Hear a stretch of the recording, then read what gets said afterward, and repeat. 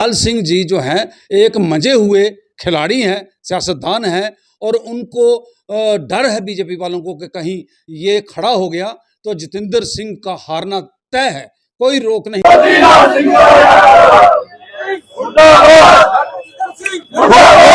जी BJP के खिलाफ बोलता है उसके ऊपर कार्रवाई की जाती है, डराया जाता है, धमकाया जाता है, नहीं समझेगा उसको एफआईआर लगा के अरेस्ट कर दिया जाता है और ताकि दोबारा उनके खिलाफ कोई बात उठाने। बीजेपी होती थी कि अगर बिजली बंद होती थी तो जुलूस, धरने, मजारे, पानी बंद होती तो क्या कुछ नहीं ये करते थे। आज चुपचाप बैठे हुए हैं, किसी को किसी की कोई फिक्र नहीं है।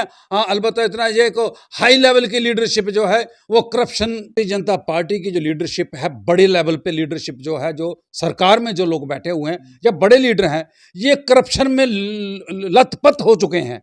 यशपाल जी जो डिप्टी कमिश्नर रियासी जो आए हैं, आते ही उन्होंने इस डिस्ट्रिक्ट को गर्म कर दिया है और जो काम करने का तरीकाकार उन्होंने अपनाया है, लगता है कि अब डिस्ट्रिक्ट रियासी। नमस्कार, राम राम। आप देख रहे हैं पहाड़ी एक्सप्रेस न्यूज। तमाम दर्शकों का हार्दिक स्वागत है। जो दर्शक हमारे नहीं हुए हम उनका भी हार्दिक स्वागत करते हैं और साथ में अपील करते हैं। फर्स्ट ऑल हम अपील करते हैं, हर वीडियो के अंदर अपील होती है, प्लीज़ चैनल को फॉलो करना ना भूलें, क्योंकि फॉलो करने के बाद आपके पास जो पावर आती है ना, वो हमें डबल टोनिक हमें मिलता है, जिसकी वजह से कि हम आपकी आवाज़ प्रशासन तक पहुंचती है और जब प्रशासन कार्रवाई करे ना करे वो फिर आपकी पावर उसके पीछे अंगूठे में चले जाती है। तो इसलिए प्लीज़ फॉलो करना ना भूलें। चलिए, आज हमारे साथ जो हस्ती बैठी हुई है, इनका इंट्रोडक्शन कराने की जरूरत भी नहीं है, मैं फिर भी बताता हूँ। तारिक भट्ट सर हैं, एनसी के लीडर हैं, डिस्ट्रिक्ट रियासी के सेक्रेटरी हैं और जनरल सेक्रेटरी, मतलब ना जाने सारे, अगर है कोई एनसी के अंदर लीडर है तो यही इनकी बड़ी आवाज़ है और बड़ापन है और ये बड़े हर मुद्दे को लेकर के लेके उसको एक्सपोज करते हैं। आज इनके साथ जो मुद्दा होगा, सबसे पहले मुद्दा होगा लाल सिंह चौधरी जी का, कि उनको अंदर जेल में डाल दिया गया है 6 दिन की जेल में, उसके से बातचीत होगी और फिर डीसी सर जो नए आए हैं उसके भी बातचीत होगी और फिर एनसी के लिए बातचीत होगी कि एनसी नेक्स्ट में क्या करने वाली है और क्या स्टेट में आने वाली है कि नहीं वाले। चलिए, सबसे पहले हम सर भट्ट सर आपका हार्दिक स्वागत करते हैं पहाड़ी एक्सप्रेस न्यूज़ के अंदर। बहुत बहुत शुक्रिया भूरी सिंह जी। आप का जो ये पहाड़ी एक्सप्रेस चैनल है, बड़ी बेबाकी से जो काम करता है, लोगों के मसले उभारता है, लोगों की आवाज़ को बुलंद करता है, एडमिनिस्ट्रेशन तक आप अपने चैनल के ज़रिए बात को जो पहुंचाते हैं, इसके लिए बहुत बहुत शुक्रिया। तो बड़ी खुशी होती है कि जब आप बेबाकी से काम करते हो, जो मीडिया को करना चाहिए।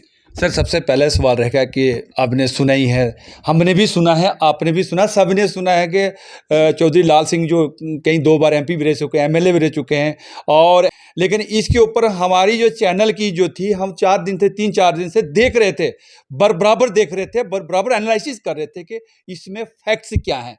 लेकिन हमें जो आज की जो वीडियो देखी और जब आज का प्रोटेस्ट देखा, प्रोटेस्ट की मैं प्रोटेस्ट को झलक आपको, तो आप देखेंगे, प्रोटेस्ट को भी देखेंगे, आप देखिए कि प्रोटेस्ट के अंदर भी क्या, फर्स्ट में आपने देख लिया होगा, कैप्शन आपने पढ़ लिया होगा, लाल सिंह वर्जी डॉक्टर जितेंद्र सिंह। डॉक्टर जितेंद्र सिंह के खिलाफ आज जबरदस्त नारे लगे रियासी के अंदर कि डॉक्टर जितेंद्र सिंह मुर्दाबाद मुर्दाबाद। तो क्या डॉक्टर जितेंद्र सिंह के ऊपर क्यों ऐसे नारे लगे सर? इसके ऊपर पार्टी आपकी क्या पक्ष रखेगी? देखिए बुरी सिंह जी, बड़ी बात, क्या अपोजिशन को खत्म करने का साजिश है? क्या आप लोग भी डरे हुए, एनसी भी डरी हुई है, जहाँ आने वाले समय में क्या भट्ट साहब का नंबर तो नहीं आएगा जेल में जाने? देखिए, मैं आपको एक बात बताना चाहता हूँ, बड़ी बदकिस्मती की बात है कि आज पूरे देश के अंदर जमहूरियत का जिस तरीके से गला दबाया जा रहा है, ये बड़ी मैं कहता हूँ बड़े अफसोस की बात है कि कम से कम 50 साल से मैं भी देख रहा हूँ कि हमारा देश की जमहूरियत किस तरह से काम कर रही थी, किस तरह से यहाँ सरकारें बनती थी, लोग अपनी मर्ज़ी से सरकारें चुनते थे, अपनी मर्ज़ी से अपने नुमाइंदे चुनते थे और वो जाकर के असेंबली में, पार्लियामेंट के अंदर काम करते थे। लेकिन ये जो 10 साल जो का वक्फा जो बीत गया, इन 10 सालों के अंदर जो देश की हालत बनी है, वो काबिले रहम हो चुकी है। आप देख लीजिए कि जहाँ जहाँ भी इलेक्शन आती है, वहाँ पर ये ईडी और सीबीआई लगा देते हैं अपोजिशन के लीडरों को दबाने के लिए, डराने के लिए, और यही हालात जो हैं वो जम्मू कश्मीर के अंदर हैं। और लाल सिंह चौधरी जो है वो ज़बरदस्त अपोजिशन वो करता था और वो इनको पसंद नहीं है। और जितेंद्र सिंह जी लाल सिंह को सियासी तौर पर ख़त्म करने के लिए अपने हथकंडे इस्तेमाल कर रहे हैं, जो मैं कहता हूं कि वो उनको नहीं करने चाहिए। और लाल सिंह जी जो हैं एक मंजे हुए खिलाड़ी हैं, सियासतदान हैं, और उनको डर है बीजेपी वालों को कि कहीं ये खड़ा हो गया तो जितेंद्र सिंह का हारना तय है, कोई रोक नहीं सकता है उनको हारने से। तो इसीलिए उनको ये दबा रहे हैं। और मैं कहता हूं कि सरकार को चाहिए कि अगर उनमें दम है तो वो सीधा इलेक्शन करवाएं। ये क्या लोगों को डरा कर धमका कर के अंदर दे देंगे, बाहर निकाल देंगे, ये करेंगे वो करेंगे। ये मैं कहता हूं कि बीजेपी की सरकार जो है ये बौखलाहट में है और ये घबराई हुई है, और लगता ही है कि पूरे देश से ये साफ होने वाले हैं। सर ये मैं नहीं कह रहा, पब्लिक कह रही है, सोर्सेज कह रहे हैं कि जो बीजेपी की जो रणनीति है बहुत घटिया रणनीति कर रही है, क्योंकि ये अगर इस वक्त रियासी के अंदर मुर्दाबाद सारी दुनिया को पता चल रहा है कि ये जो आने वाले समय के अंदर ये कौन सा ऐसा बीजेपी की जो लोग हैं जो बीजेपी को लगता है कि 2024 में बीजेपी को बैकफुट में लेना चाह रहे हैं, और कांग्रेस भी कह रहे हैं, सभी लोग कह रहे हैं कि ये जो बीजेपी के लीडर बीजेपी को ही डुबाना चाहते हैं, ऐसी कार्रवाई नहीं करना चाहिए। सभी लोग, सभी जनता जो हमारे कह रहे हैं, तो आपकी पार्टी क्या कहेगी? देखिए, हमारी पार्टी ये कहती है, नेशनल कॉन्फ्रेंस ये कहती है कि भारतीय जनता पार्टी जो है, भारतीय जनता पार्टी सड़कों की बात नहीं करने देती, बिजली की बात नहीं करने देती, पानी की बात नहीं करने देती, डेवलपमेंट की कोई बात नहीं करने देती, करप्शन की बात नहीं करने, करप्शन के खिलाफ वो जो बोलेगा उसको तो ये अंदर दे देती है ना। मेरा कहने का मतलब यह है कि भारतीय जनता पार्टी के जो लीडर या जो वर्कर हैं या जो लोग हैं वो भी परेशान हैं। वो इसलिए परेशान है कि ये लोगों की सर बरसा के वर्कर ही तो नहीं साजिश करके और जो बड़े बड़े लीडरों को बैकफुट में डाल रहे हैं, क्योंकि बड़े बड़े लीडर पागल हो चुके। क्योंकि पागल जब इंसान के पास पैसा आता है, करप्शन का जब पैसा आता है, तो जो बड़े बड़े लीडर पागल हो रखे। तो मतलब कि डॉक्टर जितेंद्र सिंह पे इतने आरोप लग रहे, इतने आरोप लगा रही दुनिया के, ना जाने बाइन का आरोप लग रहा है, माइनी का आरोप लग रहा है, रेलवे का आरोप लग रहा है, मतलब ना जाने कितने आरोप लगा रही है जनता, जो कि ऑन कैमरे में आने के लिए लोग नहीं कह रहे। जो ऑन कैमरे में आता है वो जेल में चले जाता है। तो सर ऑन कैमरे में सिर्फ पहाड़ी एक्सप्रेस न्यूज है और आप आए, और आप और पहाड़ी एक्सप्रेस न्यूज का कब नंबर लगेगा सर? मैं मुख्तसर बात करना चाहता हूं कि भारतीय जनता पार्टी की जो लीडरशिप है, बड़े लेवल पे लीडरशिप जो है, जो सरकार में जो लोग बैठे हुए हैं या बड़े लीडर हैं, ये करप्शन में लथपथ हो चुके हैं। जब करप्शन में लथपथ कोई सरकार के लोग होते हैं तो नीचे का जो वर्कर होता है वो परेशान हो जाता है, वो खामोश हो जाता है, उनको लोगों की बातें सुननी पड़ती हैं। आज भारतीय जनता पार्टी के वर्कर जो हैं, जो लोग हैं, वो इस बहुत ही परेशान हैं। हमारे साथ बातें करते हैं, वो हमें कहते हैं कि यार इससे बेहतर थी लाख दर्जे नेशनल कॉन्फ्रेंस की सरकार, और भारतीय जनता पार्टी जो है ये तो इन्होंने बेड़ा गर्क कर दिया। ये बीजेपी के वर्कर कहते हैं, खुद हमारे साथ बातें करते हैं। और मैं कहता हूं कि ये बहुत करप्ट। उनकी क्या मजबूरी हो सकती है सर के ऑन कैमरा में नहीं आते हैं, मीडिया में नहीं जाते हैं, क्या कारण? वो आप लोगों के पास दुख पीटते हैं क्या? उनकी मजबूरी ये है कि उनकी कोई सुनता नहीं है, कोई उनकी सुनवाई नहीं है कहीं भी। ना ही अफसरों के अंदर उनकी कोई सुनवाई है, ना सरकार के अंदर कोई सुनवाई है। वो बस बेबस और मजबूर हो चुके हैं और अपनी ज़बानों को ताले लगा चुके हैं। और यही बीजेपी होती थी कि अगर बिजली बंद होती थी तो जुलूस, धरने, मजारे, पानी बंद होती तो क्या कुछ नहीं ये करते थे। आज चुपचाप बैठे हुए हैं, किसी को किसी की कोई फिक्र नहीं है। हाँ, अलबत्ता इतना ये को हाई लेवल की लीडरशिप जो है वो करप्शन कर रही है, डट कर रही है। और ये बेचारे नीचे के जो लोग हैं ये रो रहे हैं। और बात सिर्फ इतनी है कि आम जनता तो नाराज है ही, लेकिन बीजेपी के लोग भी जो हैं वो भी बीमार हैं, लेकिन वो अंदर कमरे में अंदर घुसकर दवाई खाते हैं, बाहर वो लोगों को कहते हैं कि हम ठीक ठाक हैं। ये तो पुराना डायलॉग क्या आपका। अच्छा सर, नेक्स्ट सवाल रहेगा आपसे।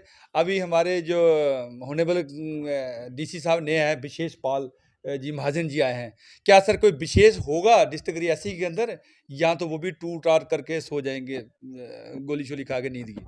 देखिए भूरी सिंह जी, एक बात मैं आपको क्लियर बताना चाहता हूं कि हमारा डिस्ट्रिक्ट रियासी, इसकी वो हालत हो गई कि जब चीफ सेक्रेटरी साहब ने इसका सर्वे करवाया था और हमारा डिस्ट्रिक्ट 20 में से 20वें नंबर पे आया, और भाई अगर 15-16 नंबर ही मिल जाते इसको तो भी नेक्स्ट ईयर में सर विशेष कुछ हो सकता है? मेरी बात, क्या 15 मतलब कि 2 नंबर 3 नंबर में आ सकता है? मेरी बात सुनिए ना। और मैं कहता हूं कि पीछे यहाँ तो पता ही नहीं चल रहा था कि यहाँ सरकार नाम की कोई चीज़ है या यहाँ पर कोई एडमिनिस्ट्रेशन है।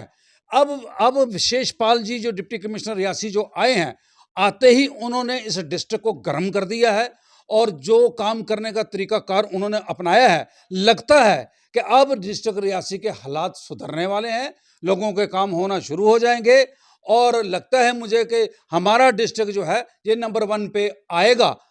जिस तरह से वो काम शुरू उन्होंने किया है, मुझे लगता है कि जब शुरू तो किया है, लेकिन एंडिंग भी होगा कि या प्रेशराइज अंडर प्रेशराइज आ जाएंगे? आएंगे, डेफिनेटली आएंगे, जनता कह रही है। मुझे लगता है कि डिप्टी कमिश्नर पर बहुत प्रेशर आएगा, ऊपर से प्रेशर आएगा कि आप ये मत करो, ये मत करो, ये मत करो। लेकिन मुझे लगता है कि वो मर्द का बच्चा है, वो कानून के मुताबिक काम करेगा, गलत काम नहीं करने देगा किसी को, और वो काम करेगा जिससे लोगों को सहूलियत मिलती हो और कानून की पासदारी होती हो और कानून के मुताबिक लोगों के काम होने चाहिए। ये मुझे उन पर ये पूरी जो है उम्मीद है कि वो अच्छा काम यहाँ पर करेंगे। अगर वो अच्छा काम नहीं करेंगे तो लोग जो हैं, अगर पहले वाले डिप्टी कमिश्नर को बर्दाश्त नहीं करते थे तो भाई इनको भी कोई बर्दाश्त नहीं करेगा। लास्ट में एक सवाल रहेगा कि अभी आने वाले समय में एनसी तो कहीं बीजेपी की तरह सर शॉर्ट में जवाब करेगा सर, आने वाले समय में बीजेपी के जैसे बीजेपी बोलती है कि 2 बार आ गई, तो अब आने वाले जनता का ये र्यूमर फैल रहा है कि आने वाले समय में जेएंडके में एनसी आएगी। क्या आएगी सर? के आएगी तो आप इस तरह से करोगे करप्शन की जहाँ कोई सुधार करोगे? नेशनल कॉन्फ्रेंस एक तारीख है, एक हिस्ट्री है, और नेशनल कॉन्फ्रेंस जम्मू व कश्मीर के अंदर जो उन्होंने काम किए हैं वो तारीखी काम है। और मैं ये समझता हूँ कि नेशनल कॉन्फ्रेंस की ही सरकार यहाँ पर बनेगी।